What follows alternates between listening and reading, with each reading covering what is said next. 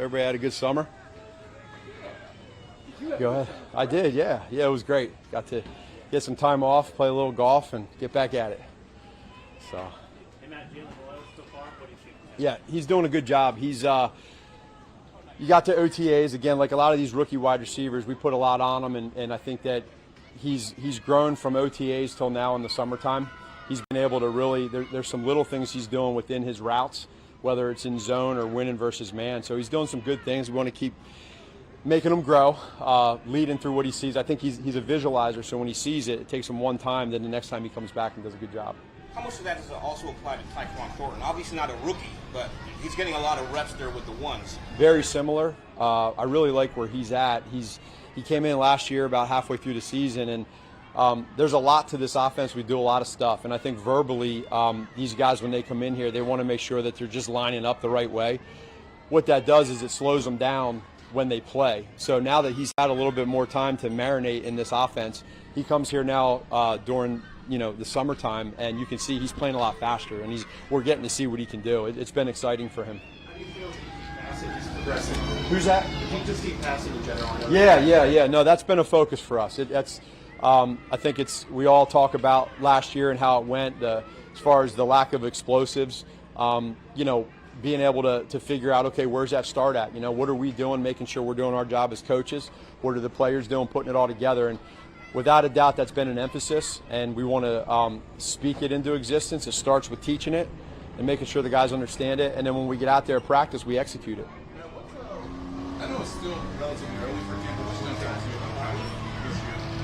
about this year? Probably, this is the first time that it's been after a Super Bowl loss for me that I've seen him. So, like, right after the Super Bowl loss, all of us, we take it very personally.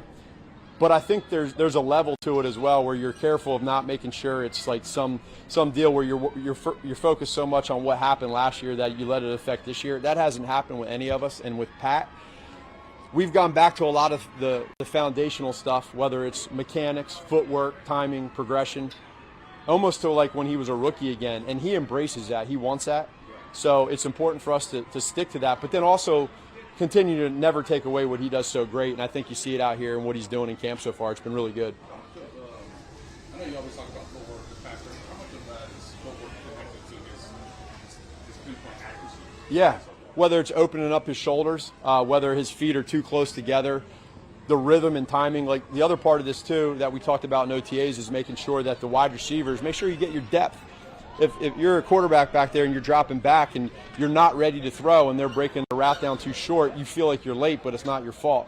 Or if then Pat starts to train his body to where his feet don't match the route, then you're off kilter. I feel like we got there too much last year, and that's what we're really trying to lock in on this year is get back to basics. Trust each other, right? Us as coaches trust the players trust the coaches, vice versa. We got great players in this room, and I think we as coaches have taken it personally to make sure that we have this aggressive mindset, and it's been good. You've actually seen the glimpse. What excites you most about Josh Simmons? The glimpse of athleticism is rare. It's special. I like his mental right now, where he's at mentally. We all see what goes on out here in practice, but then we take it to walkthroughs inside. He's so laser focused and understanding from Coach Heck on maybe there's a mistake or a mental where his assignment-wise he doesn't go to the right spot, so we repeat it and go through it. He cannot have enough of those. Physically, he's super talented. It's the mental side, and then it's the communication part with the left guard and the rest of the O-line. But I really like where he's at. He's a true pro right now, and this is just the beginning.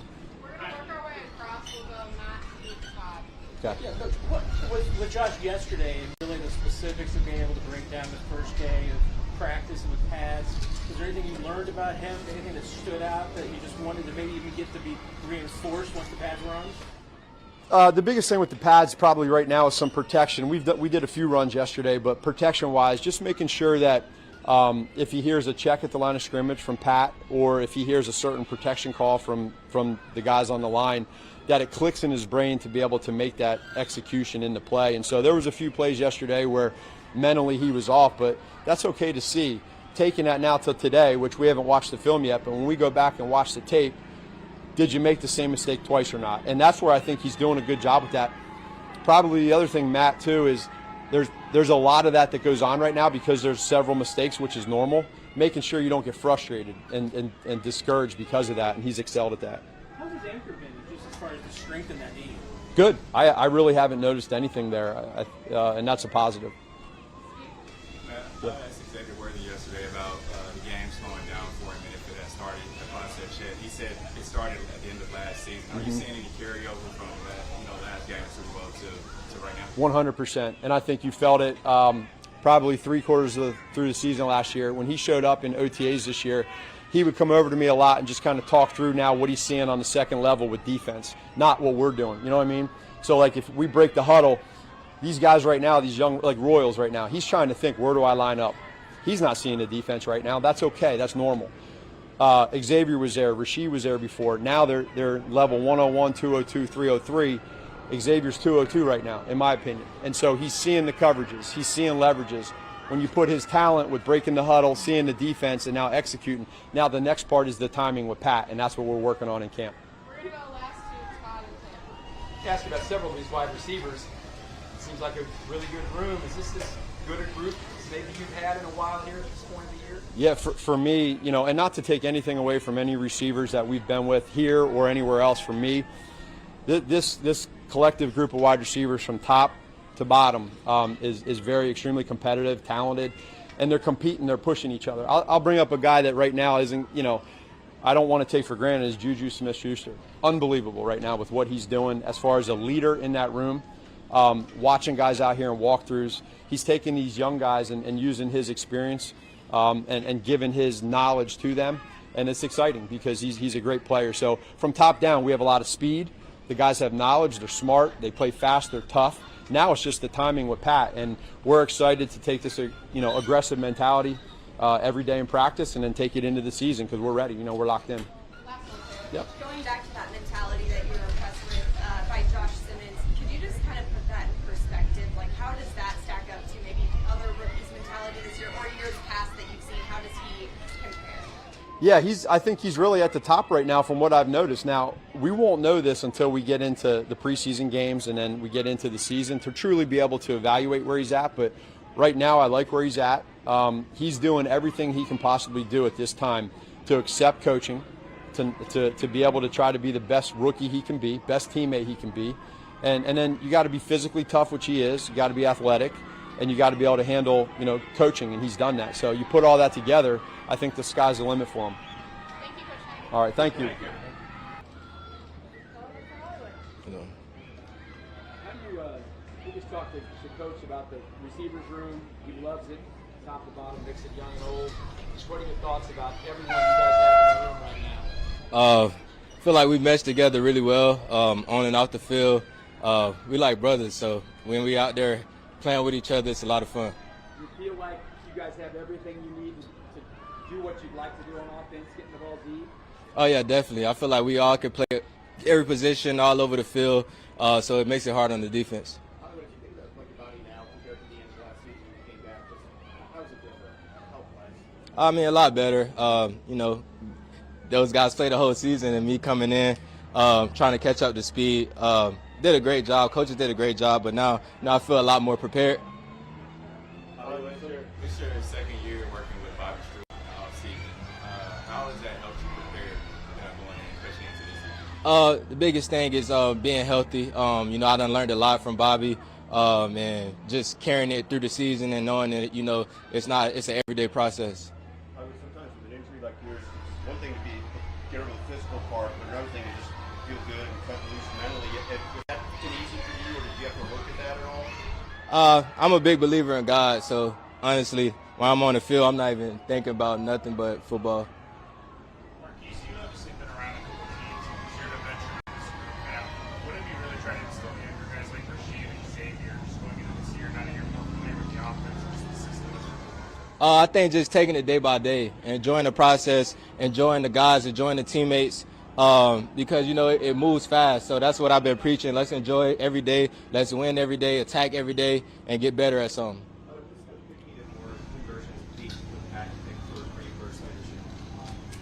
Just doing us, being where we need to be, winning our matchups. What's your impression of Jalen so far in training camp? Jalen is a quick learner. He's taking advantage of his opportunities, making plays. I think he's going to make some plays for us.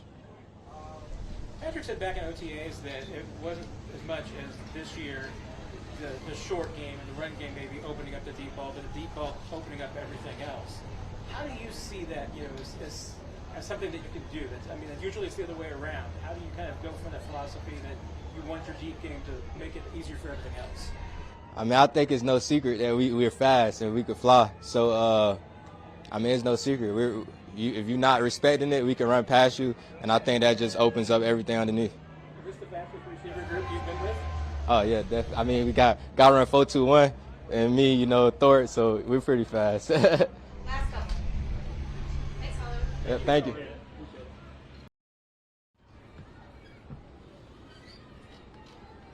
How's the first weekend attitude coming back? I know we've asked a lot of you guys in the offseason about losing. Yeah.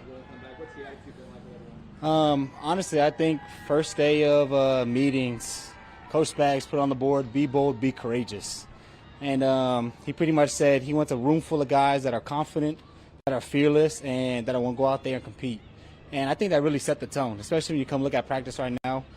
Things are perfect. People make mistakes. So everybody's still trying to learn the defense, but we're flying around, and we're having fun, and we're gelling together, and we're communicating. I think that's the biggest thing right now is getting back into football is the communication and the trust. And right now it's a lot better than it was last year, and I think we continue to stack upon that.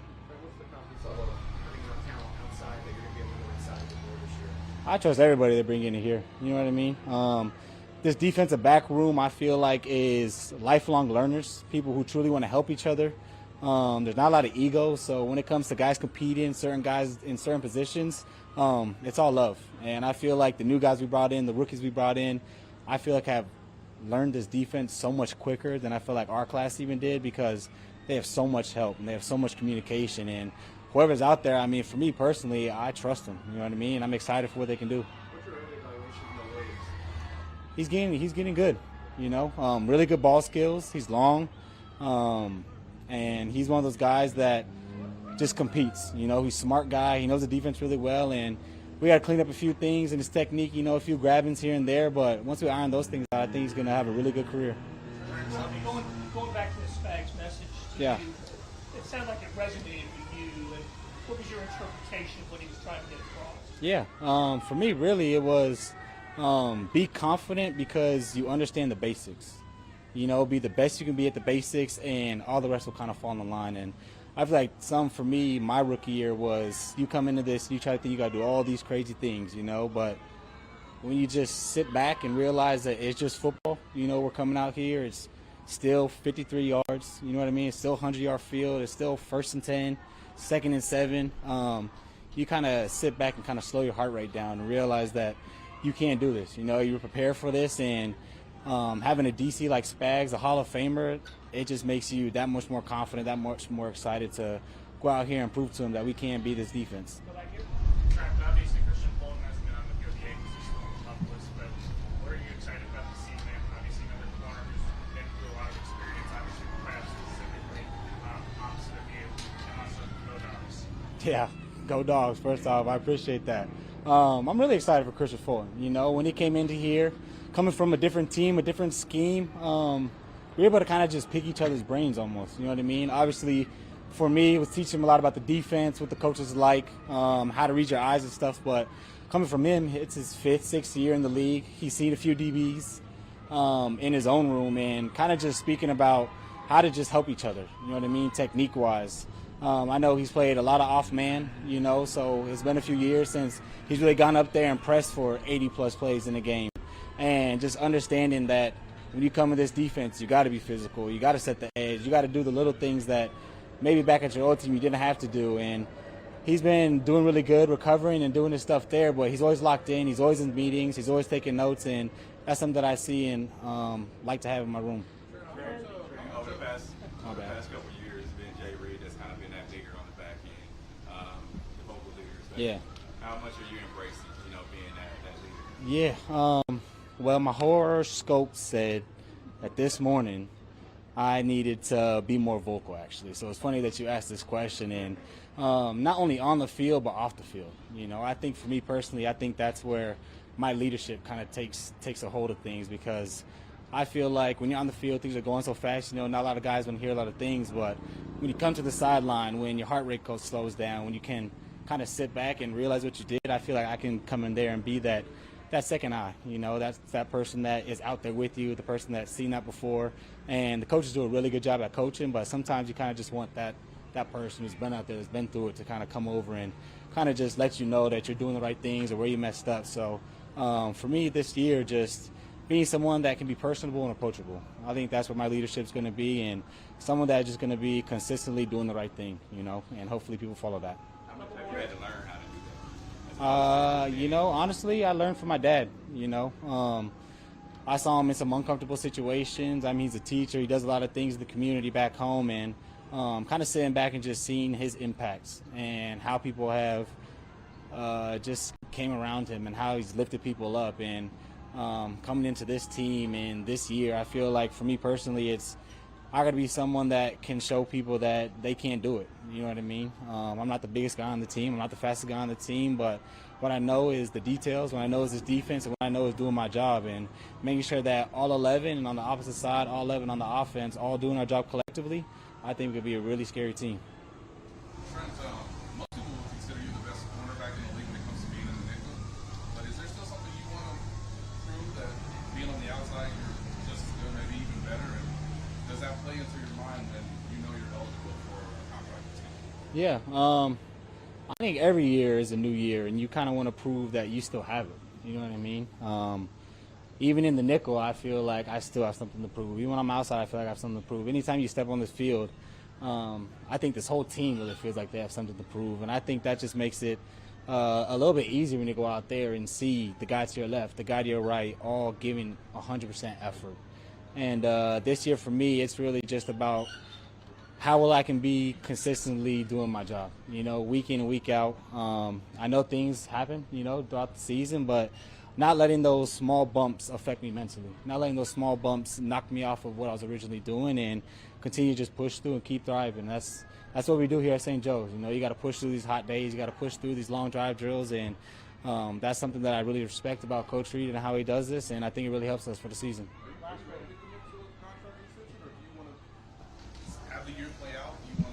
You know, personally for me, when it comes to contract stuff, my relationship with my agent is, I feel like, the biggest I've ever had. I respect him a lot. I trust a lot that he does, and with that, I've allowed for him to really focus on contract stuff. For me, I really just want to focus on ball, especially moving forward. I mean, these 3 weeks of camp, starting season, it's all about the guys here and how I can make them better. And, you know, I love being a Chief, and I know the contract stuff will come, but that's really not on my mind, and I'm just here ready to get football. Yeah. Thank you, guys. Appreciate it. All right. A lot of familiar faces. Great to see you. Great to see you. All right. Fire away. I'm here for you. Mike, we were just talking about the stadium with Clark. You're a Peak kid. You're the dog in the fight. Would you rather see a new stadium in Kansas or stay in Arrowhead? I don't have too much of a dog in that fight, but, you know, I'm very much, you know, it's my preference. I'm a history guy, so like Arrowhead, living where it's at, you know, that'd be my preference. I'm big on history, but, you know, that's the owner's decision. However it works out, it'll work out as long as we're playing football. How's it been working with Omar on the line? What have you seen so far? It's really good. You know, he's going to progress, and as he's coming in, he checks it every day like a pro. He has great explosiveness, good hands. He's a natural rusher. So now it's just, you know, learning that first year about everything coming at you, learning what the offense tendencies are, and him and Ashton, they're absorbing it real well. So I'm excited. Oh, I love it. You know, when you're looking back on your career at this stage, you see the guys that were, you know, rookies underneath you, and they're having success, and they're going to different teams, and they're kind of leading their own room, and, you know, that feels good, man. You know, I always want to be a positive light on these guys. When they speak when they're done, or they speak on a veteran that they've had, they can always say it as a positive light and something that's added to their game. Mike, you got some turnover there at the interior defensive line. Turk's gone, Trent Nagy's gone. How's that competition there as people try to jockey for position to be part of those key depth pieces? Yeah, you know, It's great competition in our room every year. We lost some major pieces with Nagy and with Turk. You know, them guys have been there for a while. They both helped us get to Super Bowls, both helped us win Super Bowls. So, you know, now it's time for the younger guys to come up, the next generation. So, you know, me, Chris, George, Mike, Dana are taking that, you know, seriously, trying to get these guys prepared for the next wave. It seems like, you know, you were walking down, I saw you walking down, you're all smiles coming in, you're all smiles coming in here. What is it that you love about, you know, being here? Everything. You know, I speak with these guys every other day about, you know, leaving and coming back. I got a great relationship with everybody top level here, from the janitor to the media to the coaches. I enjoy it every day. And I like to just tell guys, when you leave here and you come back, you realize how special this place is. And when you get to this time in your career, you don't know how many more of these you got. You literally wake up, and that's my energy boost. That's my pre-workout, is just being here and be able to live my dreams. So. You like the new beds that they brought into the dorms? Now, our rookies always take care of us. We always have good beds and pillows. So, like, some of these guys with these issues, we don't have those in our room. So.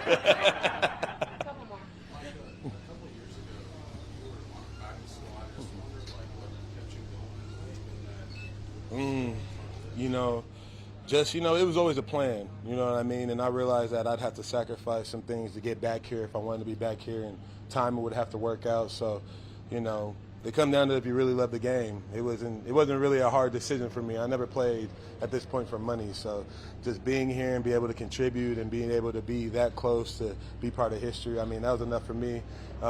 Thankfully, it worked out how I needed to. I was able to, you know, prove my worth so that I still got some valuable years left. And, I mean, it was just a bet on myself that paid off, really. Mike, obviously you kind of touched on it about Norman Lutz and the other younger guys you brought in. You've been a part of key Super Bowl teams, not just even here, but winning organizations like Green Bay, earlier in your career, even New England. What has been the biggest thing you've tried to instill in those guys to just really get them to see of, like, this is the level of competition we have to be at, we want to get to where we want to be? It's really easy when you have guys like Chris, George, Mike, Dana, Nick Bolton, Trent McDuffie. Like, these are guys that are all at the top of their game right now, and they work just as hard as an undrafted free agent. So it's easier for me. I mean, Chris and George and them, they make my job easy. It's follow these guys who have done it before. These guys who are the head of our room, these veterans, and they're working just as hard as the rookies. So when you come in and you see guys at that level, or, you know, pillars of the franchise, like even Trav and Pat, everybody's getting extra work. It's real easy to be immersed in that when everybody's doing it. So everybody's been leading by example. I'm just here to give kind words and, you know, stay motivational. Last two, Matt.